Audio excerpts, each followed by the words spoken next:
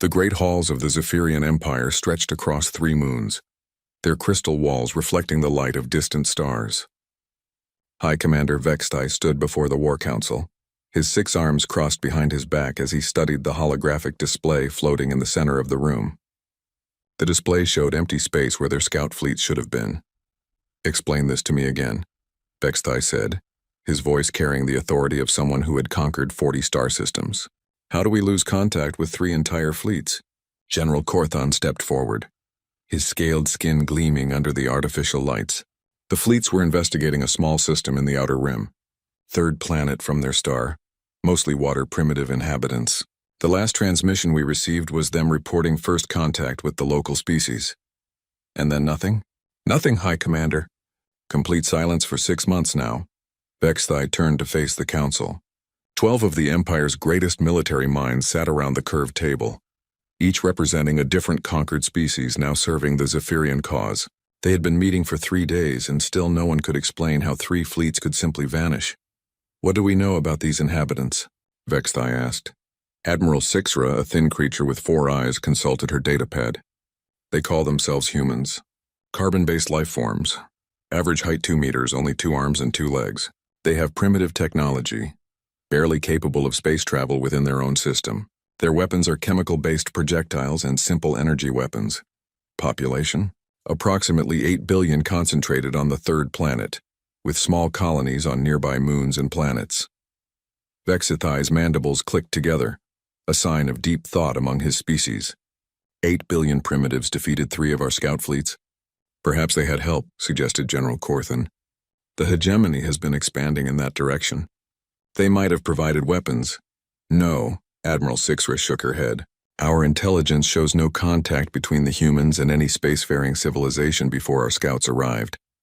They were completely isolated. The silence that followed was uncomfortable. The Zephyrian Empire had not lost military forces in over 200 years. They had perfected the art of war, combining superior technology with genetically enhanced soldiers and battle-tested strategies.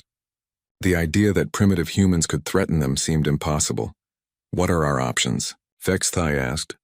"We could send a larger force," General Korthon suggested. 10 fleets instead of 3. "Or we could avoid the system entirely," said Admiral Sixra. "It holds little strategic value. The resources there are common, nothing we cannot find elsewhere." Vexthai's 4 eyes narrowed. "The Zephyrian Empire does not retreat from primitives. If we ignore this challenge, word will spread. Other species will think we have grown weak." He paused, studying the star map again. "No, we will respond, but we will do it properly this time." He activated his personal communicator. "Summon the Crimson Talon." A collective intake of breath echoed through the council chamber. The Crimson Talon was the Empire's elite strike force, 1,000 of their most deadly warriors. Each member had been genetically modified from birth, enhanced with artificial organs, reinforced bones, and neural implants that increased their reaction time to superhuman levels. They carried weapons that could level city blocks and wore armor that could withstand direct hits from starship cannons. "High Commander," Admiral Sixra said carefully, "perhaps the Crimson Talon is excessive for dealing with primitives." 3 fleets went missing," Vextai replied coldly. "I will not make the same mistake twice. The Crimson Talon will investigate what happened to our scouts and eliminate any threat they find." Within hours, the massive command ship Inevitable Victory began preparing for departure. The ship was 2 kilometers long, bristling with weapons that could crack planets and carrying enough firepower to sterilize entire star systems. Its hangar bays held 1,000 smaller ships, each one more advanced than anything the humans possessed. Commander Zareth of the Crimson Talon reviewed the mission briefings in his quarters. At 3 meters tall and weighing over 200 kilograms of enhanced muscle and bone, he was an impressive sight even among his enhanced comrades. His skin was a deep purple color, marked with ritual scars that told the story of his victories. 4 arms allowed him to carry multiple weapons, while his enhanced nervous system let him process battlefield information faster than any organic mind should be able to. "Primitive humans," he said to his second-in-command, Lieutenant Vorak. "This feels like a waste of our talents." Vorak, slightly smaller but equally enhanced, nodded. "The High Commander wants to send a message. No species defies the Empire without consequences. What could they have possibly done to 3 scout fleets? Zareth wondered aloud. Our scouts carry enough firepower to destroy their entire civilization. Perhaps they got careless, Vorak suggested. Primitives can be unpredictable. Maybe our people underestimated them. Zareth pulled up the tactical analysis of human capabilities. Their weapons were laughably primitive. Metal projectiles fired by chemical explosions. Simple lasers that could barely penetrate basic armor. Their ships were slow, clumsy, and unshielded. By every measure, they should have been helpless against Zephyrian technology. Look at this, Zareth said, pointing to an image of human soldiers. They do not even have proper battle armor. Just metal plates and fabric. One shot from our pulse rifles would vaporize them. Their numbers are impressive, though, Vorak noted. 8 billion of them, even if they are weak individually. That is a lot of enemies. Numbers mean nothing without proper weapons and training, Zareth replied. We have conquered species with better technology and superior numbers. These humans will fall just like all the others. The departure ceremony was held in the main hangar of the inevitable victory. 1,000 Crimson Talon warriors stood in perfect formation, their black armor gleaming under the lights. Each warrior carried enough weapons to arm a small army: pulse rifles, plasma grenades, molecular swords, and personal shield generators. Their armor could survive in space, underwater, or in the heart of a volcano. High Commander Vextai addressed them from the raised platform. Warriors of the Crimson Talon, you are being sent to investigate the disappearance of our scout fleets and eliminate any threat you discover. You represent the might of the Zephyrian Empire. Show these humans what happens when primitives dare to challenge us. For the Empire, the warriors roared in unison, their voices echoing through the hangar. As the inevitable victory prepared to jump to hyperspace, none of them suspected they were making a terrible mistake. The intelligence reports had told them everything about human technology, human numbers, and human capabilities. But they had missed the most important thing about humans: their refusal to give up when their survival was at stake. The ship disappeared into hyperspace, carrying the Empire's finest warriors toward a small blue planet, where something had already begun that would change the galaxy forever. In just a few days, they would learn why 3 scout fleets had gone silent. But by then, it would be too late to turn back. The war between the Zephyrian Empire and humanity was about to begin, and neither side truly understood what they were getting into. The inevitable victory dropped out of hyperspace at the edge of the Sol system, its sensors immediately beginning to scan for threats. Commander Zareth stood on the bridge studying the readings with growing confusion. Where he expected to find the wreckage of human ships and the remains of their civilization, he found something entirely different. Sir, reported sensor operator Kylan, I am detecting massive orbital installations around the 3rd planet. They were not in our original intelligence reports. Zareth moved to the sensor station. On the screen he could see dozens of large structures orbiting Earth, space stations, weapons platforms, and what appeared to be manufacturing facilities. All of them were new, built within the last few months. How is this possible? Zareth asked. Our report said they could barely reach their own moon. It appears they have been busy since our scouts arrived, said Lieutenant Vorak. Look at this. Asteroid mining operations, orbital shipyards, and these structures here appear to be weapon platforms. Weapons platforms? Zareth studied the readings more carefully. What kind of weapons? Difficult to say, sir. The energy signatures are unlike anything in our database. They appear to be using modified versions of their primitive technology, but scaled up considerably. Admiral Trixon, the ship's commanding officer, joined them at the sensor station. Should we proceed with caution, Commander? Zareth's mandibles clicked in annoyance. These are still primitives, Admiral. Their technology may be new, but it cannot match ours. Take us in. I want to see what happened to our scouts. As the inevitable victory moved deeper into the system, more details became clear. The humans had not just built orbital defenses. They had transformed their entire space around their planet into a fortress. Debris fields from destroyed ships created obstacles for approaching vessels. Automated defense satellites waited like sleeping predators among the asteroids. And everywhere human ships moved in patterns that suggested they knew exactly where the Zephyrian ship was. Sir, Kylan said, his voice uncertain, I am detecting approximately 300 human ships converging on our position. 300? Zareth looked at the tactical display. The human ships were small, Much smaller than Zephyrian vessels, but there were so many of them. What are their capabilities? Still analyzing, sir. They appear to be using a combination of their chemical rockets and some kind of new propulsion system. Speed is actually quite impressive for primitive technology. The first human ship to approach was barely 50 meters long, a tiny thing compared to the 2-kilometer length of the inevitable Victory. It moved in a strange, erratic pattern that made it difficult to target. "Open communications," Zareth ordered. "Let us see what these humans have to say." The main screen flickered to life, showing the bridge of the human ship. A female human sat in the command chair, her dark hair pulled back severely. She wore what appeared to be a military uniform, though it was unlike anything in the Zephyrian database. "Alien vessel," the human said, her voice calm but firm. "You are entering restricted space. Turn around and leave immediately." Zareth stepped forward. "I am Commander Zareth of the Crimson Talon. You will surrender immediately and submit to questioning about the fate of our scout fleets." The human's expression did not change. "Your scout fleets attacked civilian targets and killed innocent people. They were stopped. You have 30 seconds to reverse course before we stop you too." "Stopped?" Zareth's 4 eyes narrowed. "Primitive human, you do not understand what you are facing. We are the Crimson Talon, elite warriors of the Zephyrian Empire. Your entire species could not threaten us." The human smiled, but it was not a pleasant expression. 20 seconds. "Admiral," Zareth said, turning to Trixon, "prepare weapons.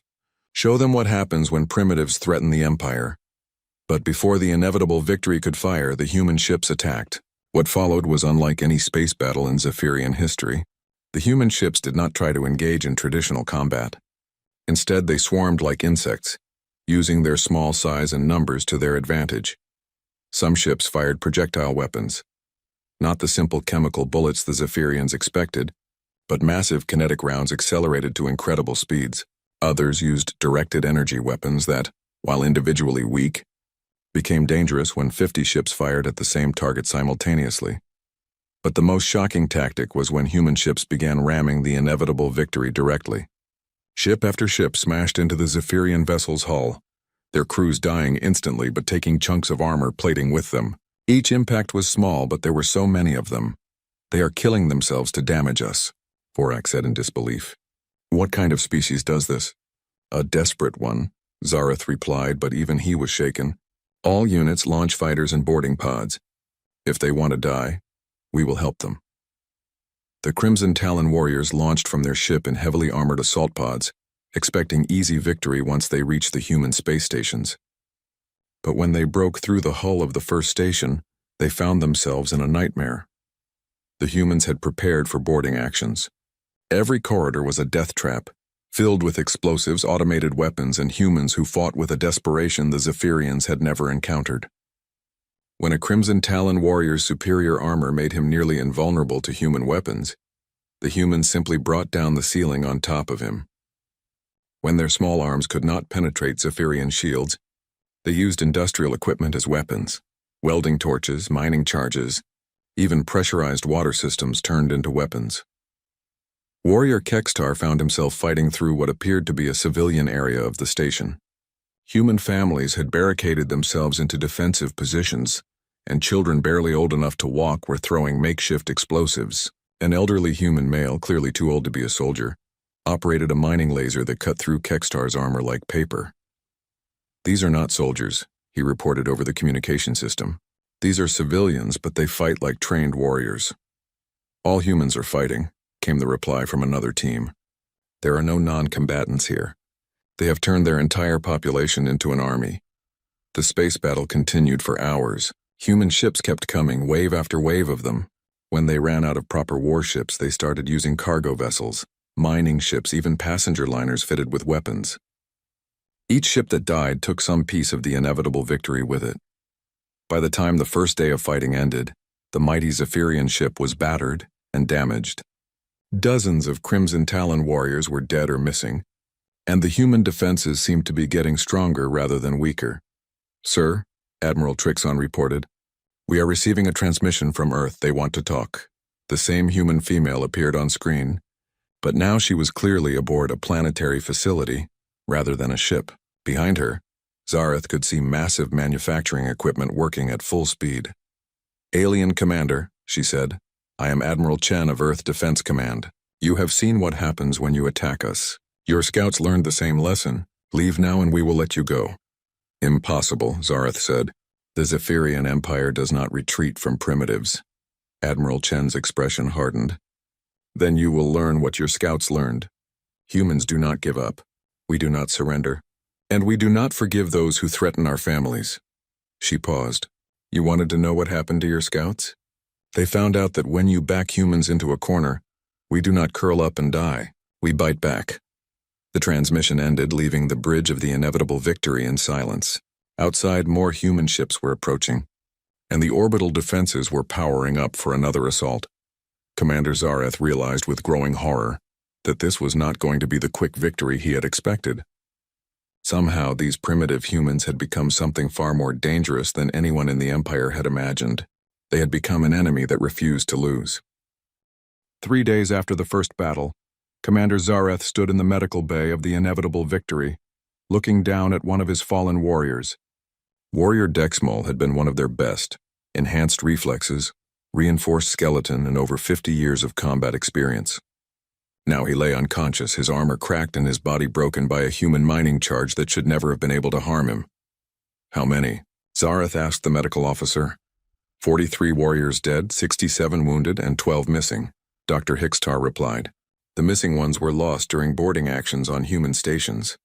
We believe they are dead, but the humans recovered the bodies before we could confirm. 43 dead, in 3 days of fighting against primitives."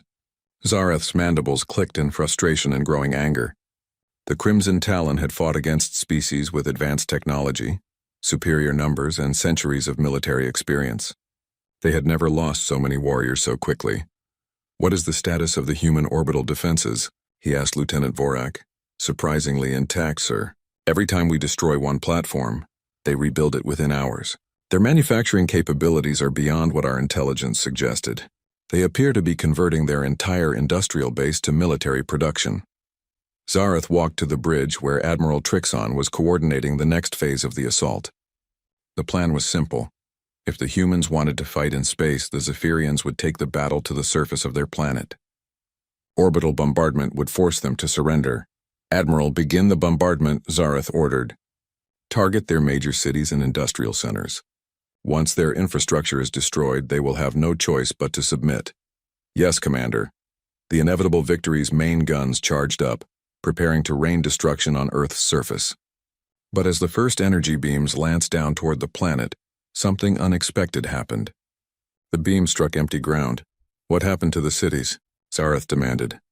"Sensors show massive underground construction," reported Killen. "It appears the humans have evacuated their surface population and moved everything underground. The cities are empty shells. How deep? Some tunnels extend several kilometers down. They have built an entire civilization beneath the surface. Our orbital bombardment is hitting empty buildings." Zareth stared at the sensor readings in disbelief. In just a few months, the humans had not only built orbital defenses but had also moved their entire civilization underground. The level of organization and effort required was staggering. "Sir," Admiral Trixon said, "we could use deep penetrating warheads, crack the planet's crust and collapse their tunnels." "No," Zareth replied.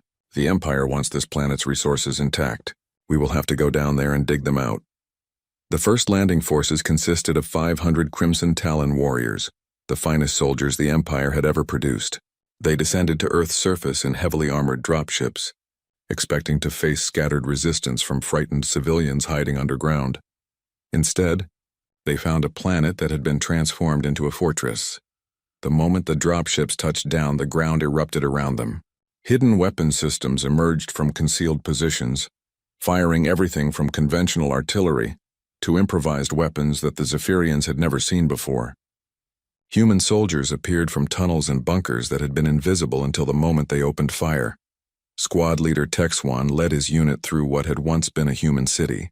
The empty buildings around them were not really empty. They had been converted into death traps. Every window might hide a sniper. Every doorway could conceal explosives. The humans had turned their own cities into weapons against invaders. "Contact front," one of his warriors shouted. But before Texwan could respond, the building next to them collapsed. The humans had not just hidden explosives in it, They had turned the entire structure into a massive booby trap. How did they know we would be here? Another warrior asked as they took cover behind some rubble. They do not know, Texwan realized. They have trapped everything. Every street, every building, every possible approach. They have made their entire planet hostile to invaders. The fighting on the surface was unlike anything the Crimson Talon had experienced. The humans did not fight like soldiers. They fought like the planet itself was alive and angry. When Zephyrian units tried to establish landing zones, the ground would suddenly give way, revealing deep pits filled with spikes or explosives. When they tried to advance through city streets, entire buildings would collapse on top of them. But the real shock came when the Zephyrians encountered human civilians. On other worlds, non-combatants fled or surrendered when faced with superior military force. Human civilians fought back with whatever they could find. Children threw bottles filled with corrosive chemicals. Elderly humans operated heavy weapons from concealed positions. Even humans who were clearly injured or sick continued to fight. There are no non-combatants, reported squad leader Voxtar over the communication system. Every human we encounter is armed and hostile. They have turned their entire population into an army. What about their military forces? Zareth asked from orbit. We have not seen any organized military units yet, sir. But we do not need to. Every civilian is fighting like a trained soldier. The truth was even more disturbing than Voxtar realized. The humans had not just armed their civilians, they had trained them. In the months since the first Zephyrian scout ships had arrived, humanity had prepared for invasion with an intensity that bordered on obsession.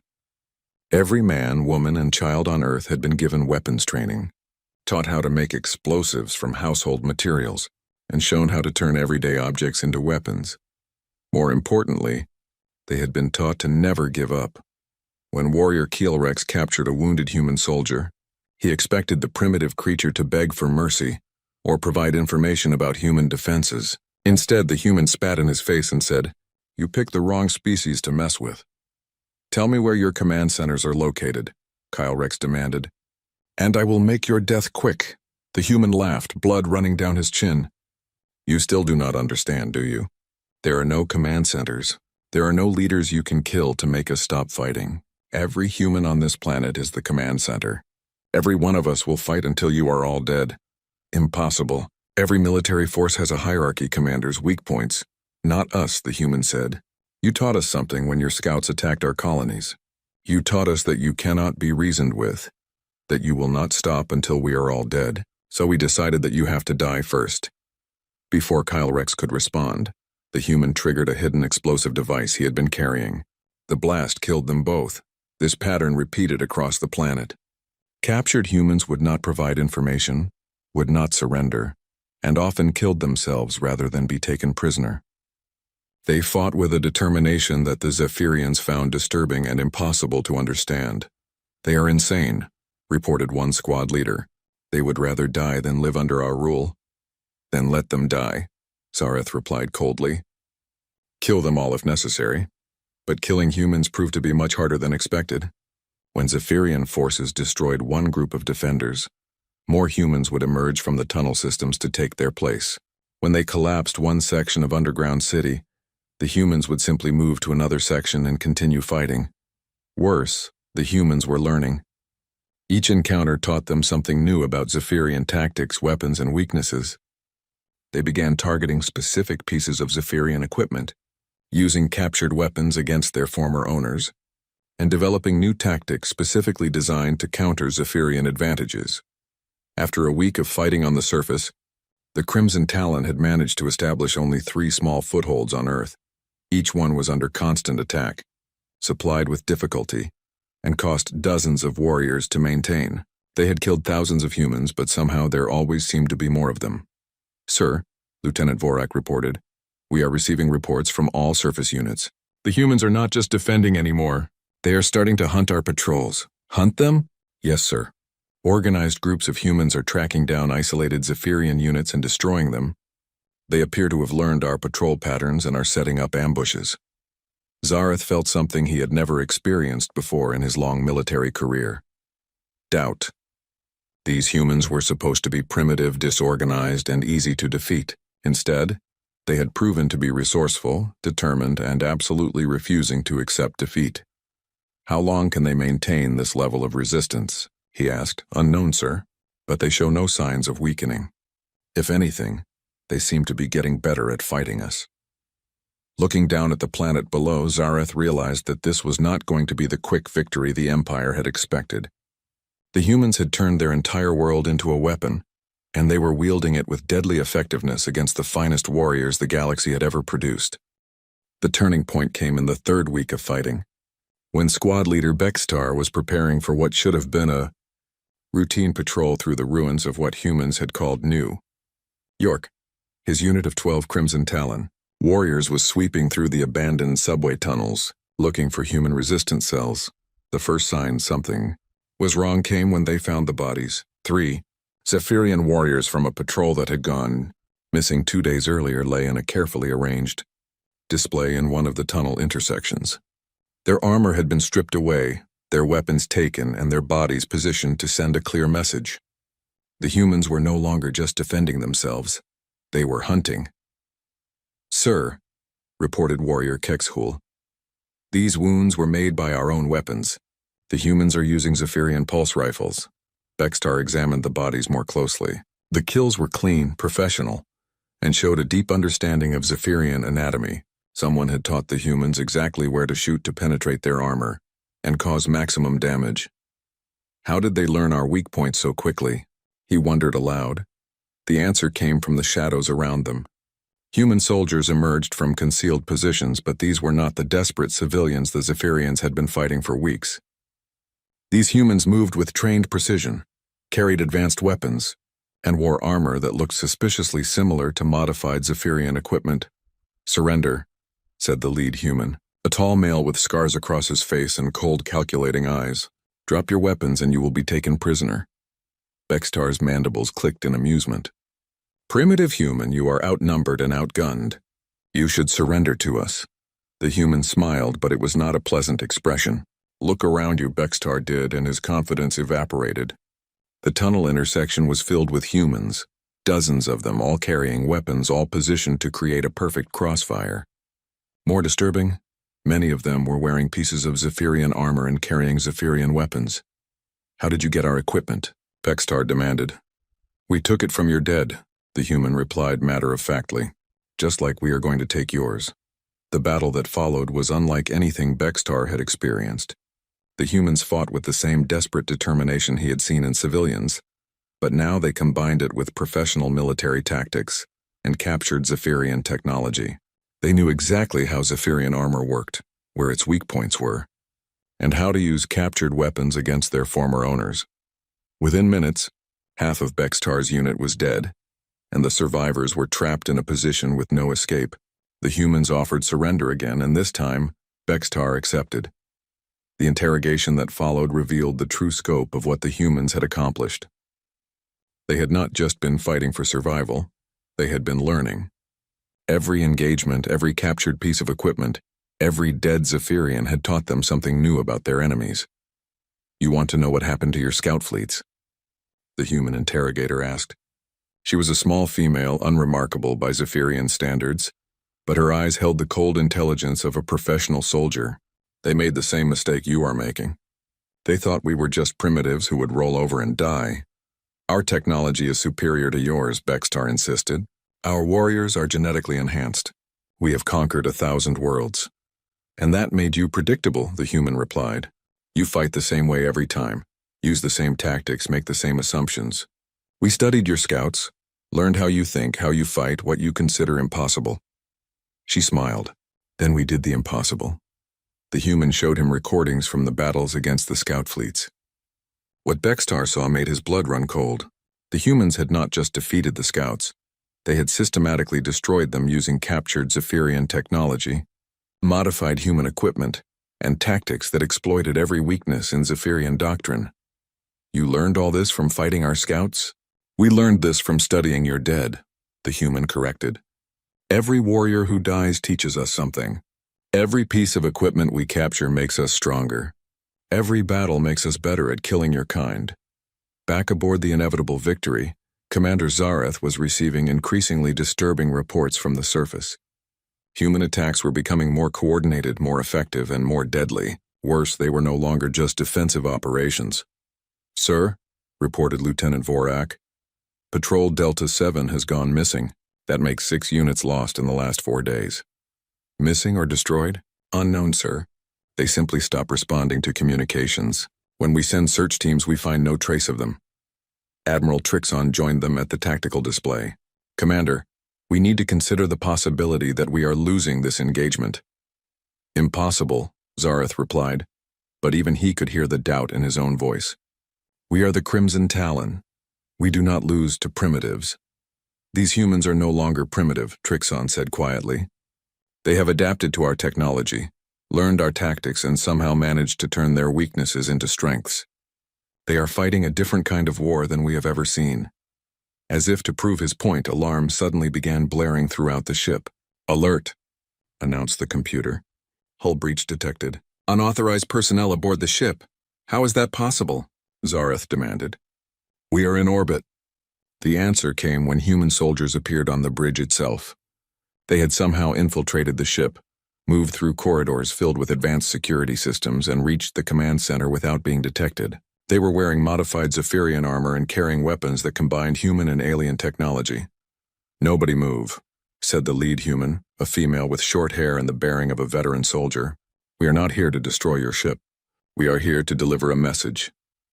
Zareth reached for his sidearm but froze when he realized how many humans were covering him. "What message?"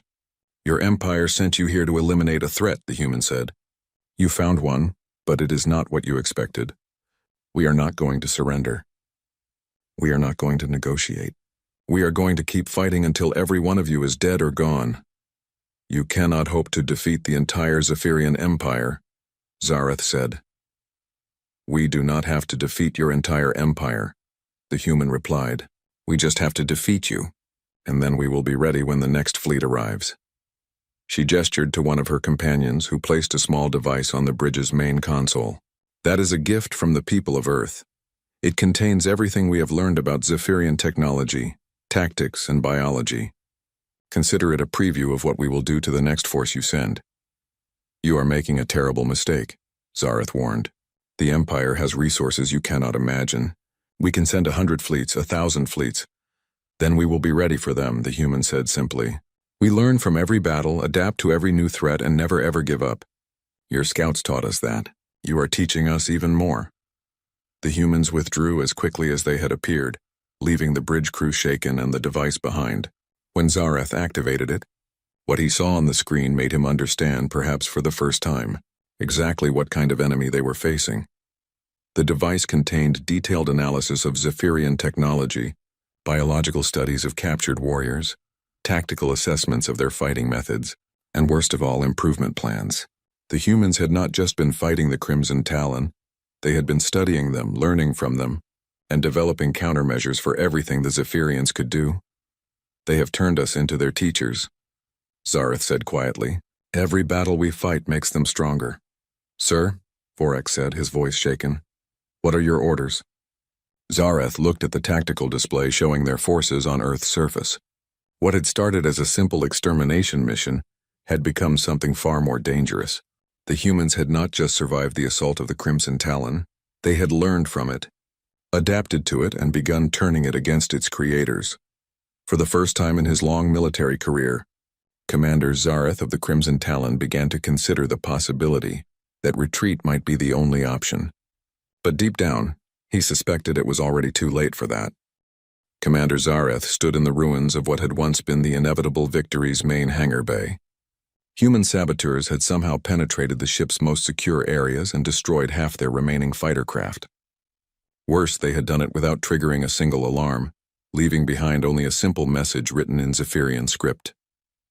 "We told you to leave. How many do we have left?" he asked Lieutenant Vorak. 437 warriors operational, sir. The rest are dead, missing, or too wounded to fight." Vorak's voice carried a weariness that Zareth had never heard before. "Ship's crew casualties are also mounting. The humans seem to be able to move through our vessel at will. 437. They had started with 1,000 of the Empire's finest warriors. In just 1 month of fighting against primitive humans, they had lost over half their force. What is the status of our surface operations?" We have abandoned all ground positions, sir. The humans were picking off our forces faster than we could reinforce them. Every patrol we sent out either came back damaged or did not come back at all. Zareth walked to the bridge's main viewport and stared down at Earth. From orbit, the planet looked peaceful, almost inviting. But he knew better now. Down there, 8 billion humans were working with single-minded determination to kill every Zephyrian in their system. They had turned their entire world into a weapon specifically designed to destroy invaders. Sir, Admiral Trixon approached carefully. I strongly recommend we consider withdrawal. This engagement is not proceeding according to any tactical doctrine we understand. The Crimson Talon does not retreat, Zareth said automatically, but the words felt hollow even to him. Sir, with respect, the Crimson Talon has never faced an enemy like this. These humans do not fight like any species we have encountered. They adapt, they learn, and they never stop coming. As if summoned by their conversation, alerts began sounding throughout the ship again. This time, however, the threat was not human infiltrators aboard the vessel. It was coming from space itself. Sir, Sensor Operator Talon called out, I am detecting multiple human ships approaching our position. Configuration unknown. They appear to be using captured Zephyrian technology combined with their own designs. On the tactical display, Zareth could see dozens of ships converging on their position. But these were not the primitive human vessels they had faced at the beginning of the engagement. These ships moved with the speed and agility of Zephyrian craft, but they flew in patterns that no Zephyrian pilot would attempt. How many ships? Admiral Trixon asked. 143 confirmed contacts, sir. More are launching from the planet's surface. That is impossible, Zareth said. We destroyed their orbital shipyards in the first week of fighting. They rebuilt them, sir. Underground this time, connected to their tunnel networks. Our orbital bombardment never reached them. The first wave of human ships reached weapons range, and what followed was unlike any space battle in Zephyrian history. The humans had learned from every previous engagement, studied every Zephyrian tactic, and developed countermeasures for every advantage the aliens possessed. When Zephyrian fighters launched to intercept them, the human ships used swarm tactics that overwhelmed individual pilots with sheer numbers. When the inevitable victory's main guns tried to target them, they moved in unpredictable patterns that made accurate fire impossible. When Zephyrian shields deflected their weapons, they simply concentrated fire from multiple ships until the shields overloaded. But the most devastating human tactic was one that no Zephyrian strategist had ever considered. Human ships began deliberately ramming the inevitable victory, not as desperate last resort, but as a calculated strategy. Each ship that sacrificed itself took out critical systems, weapons turrets, or sensor arrays. The humans had calculated exactly how many ships they needed to sacrifice to cripple their enemy, and they executed the plan with mechanical precision.